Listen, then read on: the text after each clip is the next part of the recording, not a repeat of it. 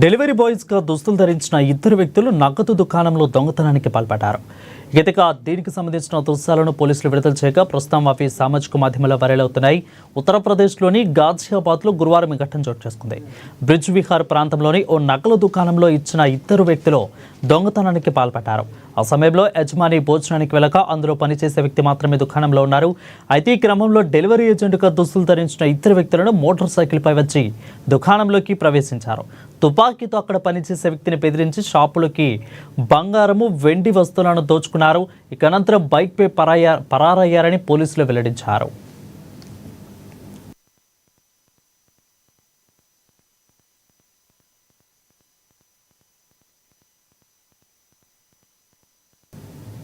Shop యజమాని ఫిర్యాదు మేరకు పోలీసులు దీనిపై కేసు నమోదు చేశారు. దర్యాప్తులో భాగంగా షాపుతో పాటు పరిసర ప్రాంతాల్లోని సీసీటీవీ దృశ్యాలను పరిశీలిస్తున్నట్టు ఓ సీనియర్ పోలీసు అధికారి తెలిపారు.